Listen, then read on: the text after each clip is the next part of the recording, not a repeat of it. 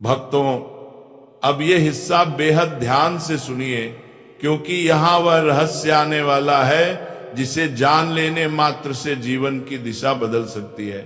हमारे घरों में तुलसी माँ का पौधा साधारण पौधा नहीं होता, वह स्वयं शुद्धता, समृद्धि, सौभाग्य और लक्ष्मी कृपा का द्वार होता है।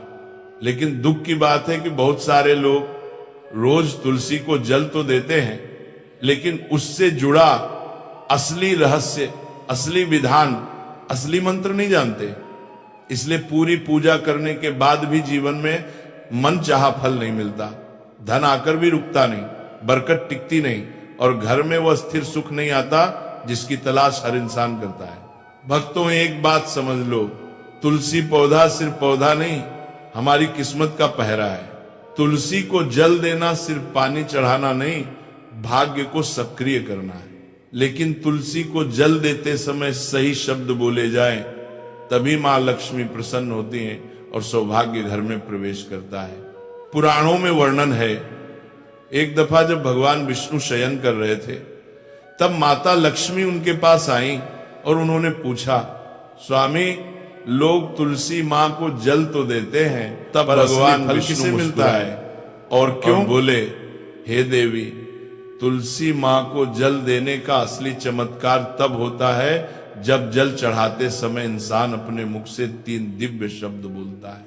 ये 3 शब्द सामान्य नहीं, ये वही शब्द हैं जो माँ लक्ष्मी को चलकर घर में प्रवेश करने पर मजबूर कर देते हैं। माता लक्ष्मी ने विनम्र स्वर में फिर पूछा, स्वामी, मुझे जल चढ़ाने का महत्व तो आप बता चुके, लेकिन इसे जल चढ़ाना कैसे है और कौन से 3 शब्द हैं जो मनुष्य की मनोकामना पूर्ण करते हैं? तब भगवान विष्णु बोले, हे देवी, तुलसी को जल चढ़ाना तभी फल देता है जब उसमें प्रेम, श्रद्धा और सही मंत्र हो। बिना मंत्र के जल चढ़ाना वैसा है जैसे दीपक जलाकर बाती न रखना, प्रकाश नहीं मिलेगा। तब विष्णु भगवान ने आगे कहा, तुलसी माँ को जल देने के दौरान बोले गए 3 शब्द मनुष्य के जीवन से दरिद्रता, भय, बाधा और दुर्भाग्य को काट देते हैं। वही शब्द धन, सौभाग्य, सुख, शांति और लक्ष्मी कृपा को जीवन में स्थिर कर देते हैं। भक्तों, आप सोचिए, अगर भगवान विष्णु स्वयं कह रहे हैं कि 3 शब्द बोलने से सौभाग्य घर में प्रवेश करता है, तो ये कितना बड़ा रहस्य होगा। और सुनने मात्र से भी पाप नष्ट हो जाते हैं, फिर रोज बोलने से क्या नहीं होगा। भगवान विष्णु आगे कहते हैं, जो भी व्यक्ति रोज तुलसी माँ को जल देते समय इन 3 शब्दों को बोल देता है, उसके भाग्य के बंद दरवाजे खुल जाते हैं, उसके जीवन से कंगाली मिट जाती है, धन, सम्मान, तरक्की और खुशी उसके कदम चूमने लगते हैं, उसके पाप कट जाते हैं और घर में अशांति समाप्त हो जाती है। ऐसा व्यक्ति कभी गरीब नहीं हो सकता। इतना सुनकर माता लक्ष्मी बोली, हे प्रभु, कृपया पहले इस चमत्कारी मंत्र का महात्म्य सुनाइए ताकि मैं पूरी भावना के साथ इसे सुन सकूं। तब भगवान विष्णु ने एक कथा के माध्यम से इस मंत्र का महत्व सुनाना शुरू किया। और भक्तों, ये वही कथा है जहां वह दिव्य मंत्र प्रकट होने वाला है। वह मंत्र सिर्फ 3 शब्दों का है, लेकिन उसकी शक्ति 1000 वर्षों की पूजा पाठ के बराबर है। दक्षिण में एक अत्यंत शोभायमान नगरी थी। उस नगरी में रमेश नाम का एक खोटी बुद्धि का ब्राह्मण रहता था। पापियों का तो वह शिरोमणि था। उसका जन्म एक ऐसे ब्राह्मण परिवार में हुआ था जो पाप कर्म करने वाले शास्त्र ज्ञान से शून्य थे। वह जन्म से तो ब्राह्मण था, किंतु कर्म से वह अत्यंत दुराचारी था। वह न पूजा पाठ करता, न ध्यान करता, न जप, न हवन और न ही मेहमानों का सत्कार करता था। उसके द्वार पर आए मेहमानों को बिना दान किए ही क्रूरता पूर्वक भगा देता था। स्त्री लंपट होने के कारण वह सदैव ही पराई स्त्रियों में आसक्त रहता था। उसे मदिरापान करने की भी आदत थी, साथ ही वह मांस खाया करता था। वह दिन में खेत में काम करके पत्ते बेचकर जीविका चलाया करता था और रात में वेश्याओं का सेवन करता था। इस प्रकार से उसे ब्राह्मण ने अनेक वर्षों तक जीवन व्यतीत किया। फिर एक दिन वह दुर्बुद्धि रमेश बेचने के लिए पत्ते इकट्ठा करने के लिए एक रस्सी की वाटिका में घूमने लगा और पत्ते तोड़ने लगा, तभी एक काल रूपधारी काले सर्प ने उसे ब्राह्मण को काट लिया और उसी समय पर उसकी मृत्यु हो गई। उसके बाद 2 यम के दूत उसे लेने के लिए उस स्थान पर प्रकट हुए और उसे उठाकर यमलोक ले जाने लगे। मार्ग में वो यम दूतों के सामने बहुत विलाप करने लगा, हे दूत, मुझे कहां ले जा रहे हो? मुझे छोड़ दो, मेरे प्राण बख्श लो। किंतु यमदूत उसे ये कहते हुए ले जाने लगे, अरे दुष्ट ब्राह्मण, तेरे पाप कर्मों के कारण तुझे सांप ने काट लिया है, अब यमदेव तुझे अवश्य घोर नरक में डाल देंगे। फिर यम के दूत उसे ब्राह्मण को लेकर यमलोक पहुंचते हैं और यमदेव के सामने खड़े हो जाते हैं। चित्रगुप्त उससे ब्राह्मण का लेखा जोखा निकालते हैं और यमदेव से कहते हैं, हे धर्मराज, इस ब्राह्मण ने बचपन से लेकर मृत्यु तक पाप ही पाप किया है, इसने कभी कोई पुण्य का काम नहीं किया है। फिर धर्मराज अपने दूतों से कहते हैं, हे दूतों, इस घोर पाप करने वाले ब्राह्मण को उठाकर ले जाओ और उसे नरक में डाल दो। फिर यम के दूत उसे ब्राह्मण को ले जाते हैं और नरक की भयंकर अग्नि में धकेल देते हैं। अनेक वर्षों तक नरक में सजा भुगतने के बाद उस ब्राह्मण को दूसरे जन्म में एक बैल का शरीर मिलता है। बैल का जन्म पाकर वह बोझ उठाने का काम करने लगा। उसका मालिक उससे दिन रात काम करवाने लगा। फिर जब उस बैल की शक्ति कम हुई तो उसके मालिक ने उसे एक लंगड़े आदमी को बेच दिया। उस लंगड़े आदमी ने उस बैल को खुद का बोझ उठाने के लिए उपयोग किया। वो उसकी पीठ पर बैठकर घुमा करता था। इस प्रकार से उस बैल ने 8 वर्ष तक उस लंगड़े आदमी का बोझ उठाया। फिर एक दिन वो लंगड़ा आदमी उस बैल की पीठ पर बैठकर किसी ऊंचे पर्वत पर जाने लगता है। उस पर्वत पर बहुत देर तक चढ़ने के कारण वो बैल बहुत थक गया, उसकी शक्ति क्षीण हो गई और कुछ समय बाद वह बैल बहुत जोर से मूर्छित होकर जमीन पर गिर पड़ा और अंतिम सांसें लेने लगा। तभी वहां पर खड़े लोगों को उस बैल पर बड़ी दया आ गई और वे उसके मुख बात कर देखे मूर्छित होकर में पानी डालने लगे। फिर उन लोगों में एक पुण्य आत्मा व्यक्ति था। उसने उस बैल का कल्याण करने के लिए अपना पुण्य उस बैल को दे दिया। उसे देखकर अन्य लोगों ने भी अपना अपना पुण्य याद करके कुछ पुण्य उस बैल को दे दिया ताकि उसे मुक्ति मिल सके। उसी भीड़ में एक वेश्या भी खड़ी हुई थी। सभी लोग अपना पुण्य उस बैल को दे रहे। यह देखकर उस वेश्या ने भी अपना पुण्य उस बैल को दे दिया। कुछ देर बाद उसे बैल की मृत्यु हो जाती है। फिर उस स्थान पर यमदूत आते हैं और उस बैल के शरीर से उस ब्राह्मण की आत्मा को निकालकर यमलोक ले जाते हैं। यमलोक ले जाने पर उसे यमदेव के सामने खड़ा किया जाता है और फिर चित्रगुप्त उसका लेखा जोखा देखते हैं तो वे आश्चर्य में पड़ जाते हैं। उस वेश्या के द्वारा उस बैल को दिया हुआ पुण्य बहुत बड़ा होता है। उस पुण्य के प्रभाव से सभी जन्मों के पाप नष्ट हो जाते हैं। फिर यमदेव उस ब्राह्मण के सभी पाप क्षमा करते हैं और कहते हैं, हे ब्राह्मण, उस वैश्या ने तुझे अपना पुण्य देकर तुझ पर बड़ा उपकार किया है। केवल उसी के पुण्य के कारण तुम्हारे सब जन्मों के पाप नष्ट हो गए हैं और यमदेव उसे फिर से इंसान जन्म प्रदान करते हैं। बार वो पृथ्वी पर आकर एक उत्तम ब्राह्मण कुल में जन्म लेता है। उस महापुण्य के प्रभाव से उसे इस नए जन्म में अपने पूर्व जन्म की बातें याद आने लगती हैं। जब वो ब्राह्मण बड़ा हो जाता है तो उसे याद आता है कि पिछले जन्म में जब वो बैल था तब एक वेश्या ने उसे उसका पुण्य दे दिया था। इसीलिए उसके मन में उस वेश्या के बारे में जानने की इच्छा होती है और उसे महापुण्य के बारे में जानने के लिए उस वेश्या का पता लगाकर उसे ढूंढते हुए उसके नगर में चला जाता है। वह वेश्या बूढ़ी हो चुकी थी। फिर जब उसे वो वेश्या मिल जाती है तो वो उसके सामने जाकर उसे बार बार प्रणाम करता है और उस वेश्या का धन्यवाद करने लगता है। वह वेश्या कहने लगती है, हे ब्राह्मण श्रेष्ठ, आप कौन है और किस कारणवश आप मुझ में वेश्या को धन्यवाद दे रहे हैं? मैंने आपका कौन सा कार्य किया है जो आप मुझे नमस्कार कर रहे हैं? तब वो ब्राह्मण कहता है, हे माँ, मैं वही बैल हूं जिसे तुमने अपना पुण्य दे डाला था। अपने पाप कर्मों के कारण मुझे पिछले जन्म में बैल होना पड़ा था। उस पर्वत पर जब मैं मर रहा था तो तुमने मुझे अपना पुण्य दिया था। तुम्हारे पुण्य के प्रभाव से ही आज मुझे फिर से इंसान जन्म मिला है। तुम्हारे द्वारा दिए गए उस पुण्य के कारण मुझे अपने पूर्व जन्म की सारी बातें याद हैं। किंतु हे माँ, मैं आज यहाँ पर ये जानने के लिए आया हूँ कि तुमने मुझे उस समय पर अपना कौन सा पुण्य दिया था जिस कारण से मेरे सभी जन्मों के पाप नष्ट हो चुके हैं।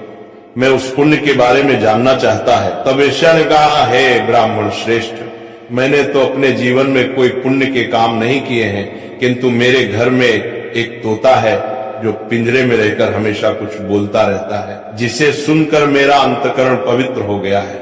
उसी तोते के द्वारा बोले गए मंत्र का पुण्य मैंने तुम्हें दान में दिया था। फिर वह वैश्य और वह ब्राह्मण उस तोते के पास जाते हैं और उसे पूछने लगते हैं, हे शुक, तुम कौन सा मंत्र बोलते रहते हो जिससे हमारे जीवन का उद्धार हुआ है? ये मंत्र तुम्हें किसने सिखाया और इस मंत्र का क्या अर्थ होता है? तब उस तोते ने अपने पूर्व जन्म का वृतांत सुनाना आरंभ किया। वह तोता कहने लगा, हे ब्राह्मण श्रेष्ठ, पिछले जन्म में मैं एक ब्राह्मण था। मैं अपने ज्ञान के अहंकार में अंधा हो चुका था। मैंने कभी गुरुजनों का आदर नहीं किया, सदैव ही उनका अपमान किया। मुझे अपने ज्ञान पर इतना अधिक घमंड हो गया था कि जिस कारण से मेरा क्रोध बहुत अधिक बढ़ गया और मैं सभी से द्वेष करने लगा, अन्य मनुष्यों को तुच्छ समझने लगा, विद्वानों का भरी सभा में अपमान करने लगा। फिर कालांतर में मेरी मृत्यु हो गई और मुझे यमलोक ले जाया गया। पूज्य जनों और गुरुजनों का अपमान करने के कारण मुझे तोते के कुल में डाल गया और मेरा जन्म एक तोते के रूप में हो गया। मेरे पाप कर्मों के कारण छोटी अवस्था में ही मेरा अपने माता पिता से हो गया। फिर मैं पेड़ की डाल पर बैठकर रो रहा था तो उसी स्थान से कुछ मुनि जा रहे थे। उन्होंने मेरी दयनीय पुकार सुनी और मुझे लेकर अपने आश्रम में चले गए। वहां उस आश्रम पर उन्होंने मुझे एक सुंदर पिंजरे में रखा और मेरा अच्छी तरह से ख्याल रखा। वे मुझे प्रतिदिन भोजन दिया करते थे और पढ़ते थे। उस स्थान पर वे ऋषि मुनि, उनकी स्त्रियां और बालक सभी प्रतिदिन तुलसी के पौधे को जल देते थे और उसके सामने एक मंत्र का जप करते थे। उन्हीं के मुख बार बार उस मंत्र को सुनकर मैंने उसे रट लिया और तभी से मैं उसे पाठ करते थे। मंत्र को जान गया हूं और वही मंत्र मैं दिन रात बोलता हूं। उस मंत्र के प्रभाव से मेरी कभी मृत्यु नहीं हुई और मेरी आयु 100 वर्ष की हो गई और मैं इतने वर्षों तक जीवित रहा। इसी बीच एक रात को एक चोर उस स्थान पर आ गया और उसने मुझे वहां से चुरा लिया और फिर इस वेश्या ने मुझे उस चोर से खरीद लिया। इस वेश्या के घर पर आने के बाद भी मैं उस मंत्र को बोलता रहता था, जिसे सुनकर इस वेश्या का मन भी पवित्र हो गया और वेश्या का काम छोड़कर भगवान विष्णु की भक्ति करने लगी। उसी मंत्र के प्रभाव से मेरे पूर्व जन्मों के सभी पाप नष्ट हो गए और इसी मंत्र के प्रभाव से इस वेश्या का भी अंतःकरण पवित्र हो गया। हे ब्राह्मण देवता, इस मंत्र के पुण्य से आप भी पाप मुक्त हो गए हैं। इस प्रकार से तोते ने उस ब्राह्मण को और उस वेश्या को सारा वृतांत सुना दिया, जिसे सुनकर वो ब्राह्मण और वेश्या दोनों ही अत्यंत प्रसन्न हुए और फिर वे दोनों ही प्रतिदिन तुलसी मां को जल देकर उस मंत्र का जाप करने लगे। फिर वह वेश्या और वह ब्राह्मण तीनों उस मंत्र के प्रभाव से दिव्य विमान में बैठकर विष्णु लोक को चले गए। भगवान विष्णु कहते हैं, हे देवी मां लक्ष्मी, देखा आपने केवल तुलसी मां के इस मंत्र के प्रभाव से उस तोते के, उस वेश्या के और उस ब्राह्मण के सभी पाप नष्ट हो गए। इसीलिए प्रत्येक इंसान को रोज तुलसी मां को जल देते समय इस एक मंत्र का उच्चारण अवश्य करना चाहिए। हे देवी, वह मंत्र इस प्रकार है, इसे तुम ध्यान से सुनो। ओम वृंदावनी स्वाहा, ओम वृंदावन स्वाहा। भगवान विष्णु कहते हैं कि जो भी स्त्री प्रतिदिन तुलसी मां के समक्ष इस मंत्र का उच्चारण करेगी वह सौभाग्यशाली बनेगी। जो भी पुरुष तुलसी मां के सामने इस मंत्र का उच्चारण करेगा उसे अक्षय धन की प्राप्ति होगी। जिस घर के सामने प्रतिदिन तुलसी मां की पूजा की जाएगी उस घर में साक्षात लक्ष्मी का वास होगा। तुलसी मां का यह मंत्र राज कल्प तरु है, यह समस्त फलों को प्रदान करने वाला है। अतः जो भी तुलसी मां के सामने इस मंत्र का उच्चारण करेगा उसे संपूर्ण सिद्धियां प्राप्त होंगी। स्त्रियों को सदैव ही स्नान करके अपने बाल बांध कर मांग में सिंदूर भरकर प्रतिदिन तुलसी मां को जल देना चाहिए और इस मंत्र का उच्चारण करना चाहिए। रोज तुलसी मां के पौधे की परिक्रमा करनी चाहिए, इससे सभी दोष नष्ट हो जाते हैं। प्रतिदिन शाम के समय तुलसी मां के पास दीपक जलाना चाहिए और तुलसी मां के पास बैठकर भगवान विष्णु की आराधना करनी चाहिए। तुलसी मां के पास दीपक जलाने से इंसान को धन धान्य की प्राप्ति होती है।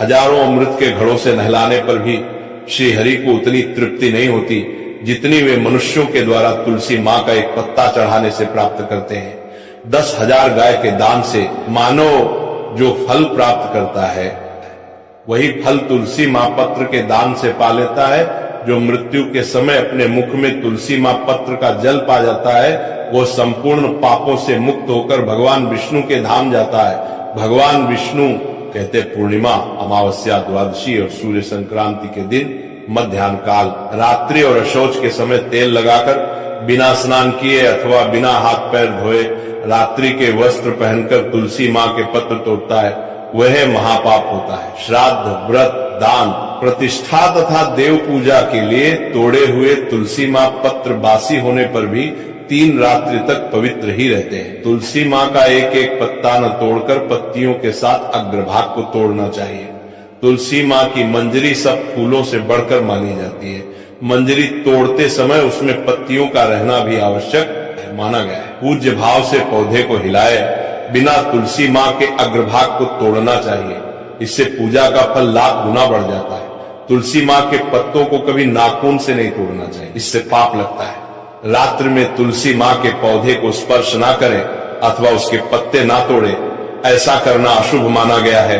रात्रि में तुलसी मां का पौधा निद्रा अवस्था में होता है, ऐसे में पत्ते तोड़ने पर पाप ही लगता है।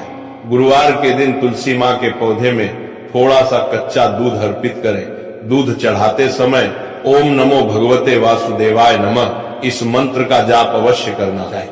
तुलसी मां के पौधे के पास शालिग्राम रखें और उस पर तिल चढ़ाएं। पूजा में तुलसी मां और शालिग्राम को दूध में भीगी हल्दी का तिलक अवश्य करें। शालिग्राम पर तुलसी मां पत्र रखकर चंदन लगाना चाहिए। अगर कोई महिला मासिक धर्म से है तो वे तुलसी मां की पूजा ना करे। मासिक धर्म के दौरान तुलसी मां को स्पर्श करने से घोर पाप लगता है, इससे स्त्री की दुर्गति होती है। तो भक्तों, इस प्रकार से भगवान विष्णु ने देवी मां लक्ष्मी को तुलसी मां को जल देने के मंत्र का महत्व सुनाया है। राधे राधे। तो यह शिव विष्णु दोनों की कृपा का योग बन जाता है। यही वजह है कि मार्गशीर्ष सोमवार को तुलसी माता की आराधना करना अत्यंत फलदायी माना गया है। पूजा का सही समय और विधि, भक्तजनों मार्गशीर्ष सोमवार के दिन सूर्योदय से पहले उठें, अपने आप को शुद्ध करें, स्नान करें और स्वच्छ वस्त्र धारण करें। फिर तुलसी माता के पास दीपक जलाएं, या दीपक घी का हो तो अति श्रेष्ठ है। तुलसी नमः मंत्र से 11 बार मां तुलसी का स्मरण करें। इसके बाद तुलसी माता की परिक्रमा 11 या 21 बार करें और फिर जल अर्पित करें।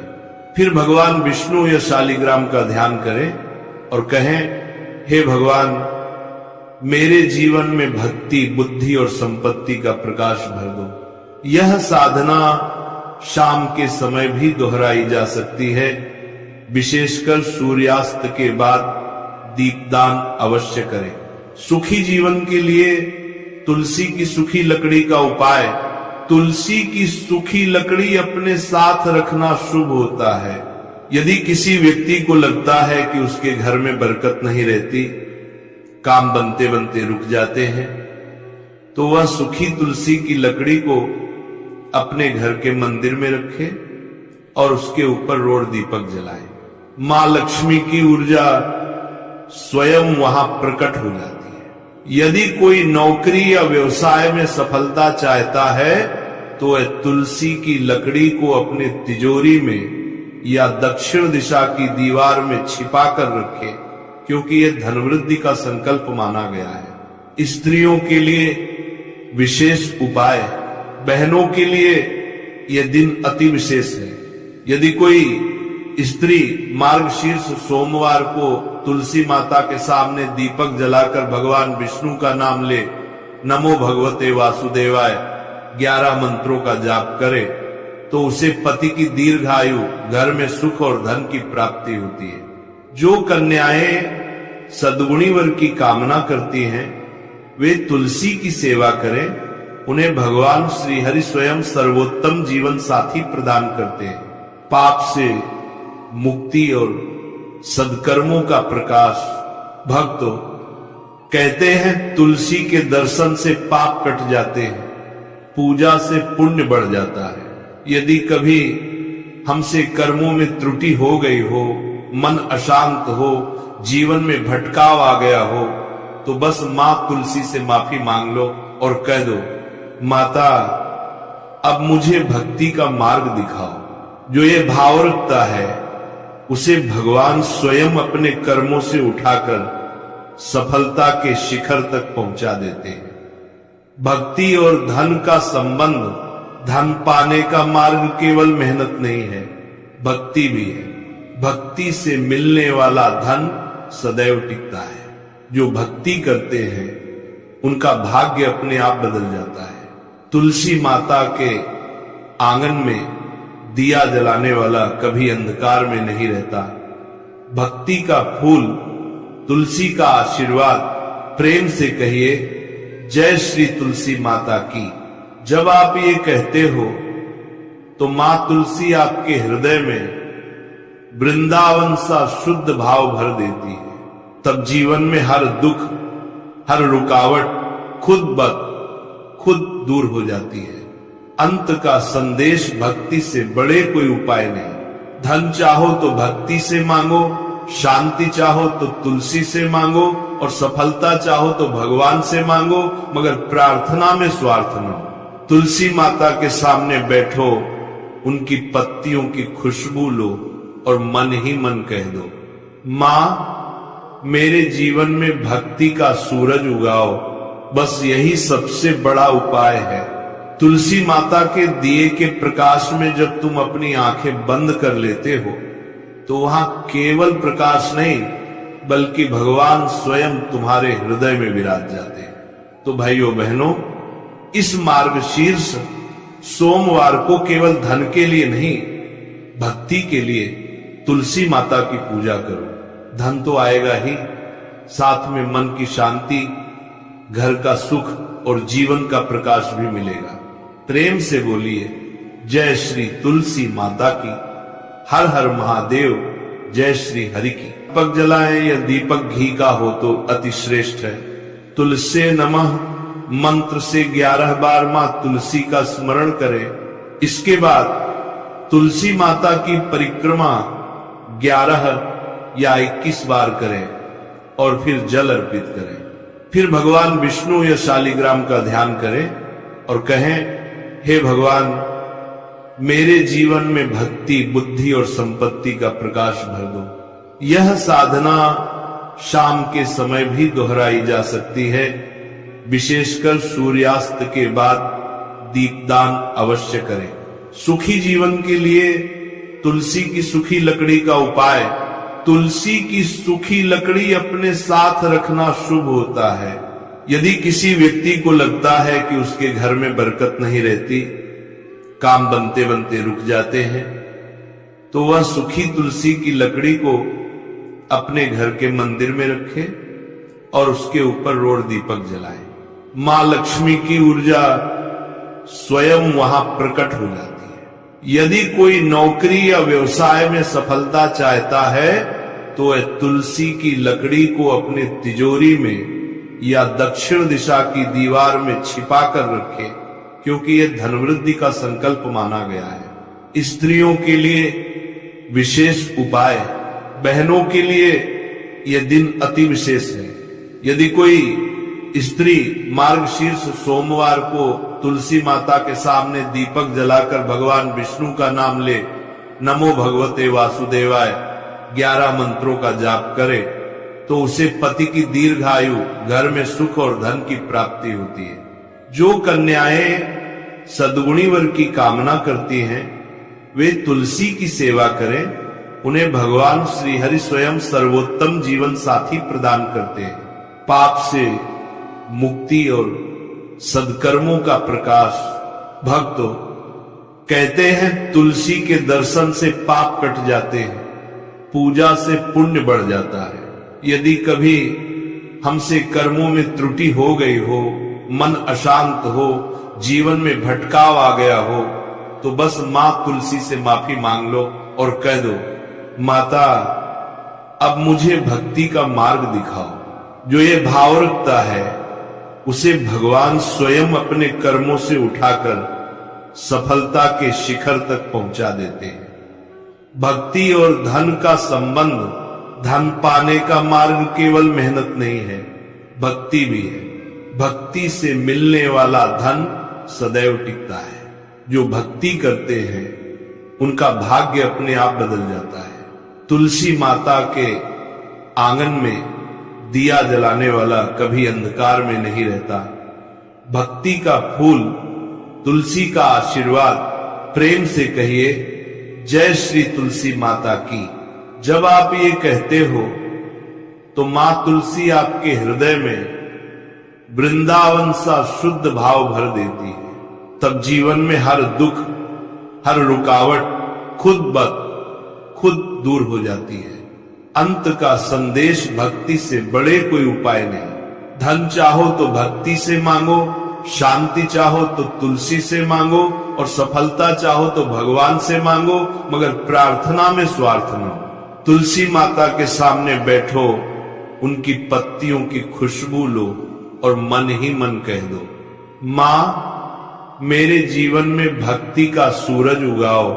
बस यही सबसे बड़ा उपाय है। तुलसी माता के दिए के प्रकाश में जब तुम अपनी आंखें बंद कर लेते हो तो वहां केवल प्रकाश नहीं बल्कि भगवान स्वयं तुम्हारे हृदय में विराज जाते हैं। तो भाइयों बहनों, इस मार्गशीर्ष सोमवार को केवल धन के लिए नहीं, भक्ति के लिए तुलसी माता की पूजा करो। धन तो आएगा ही, साथ में मन की शांति, घर का सुख और जीवन का प्रकाश भी मिलेगा। प्रेम से बोलिए जय श्री तुलसी माता की। राधे राधे।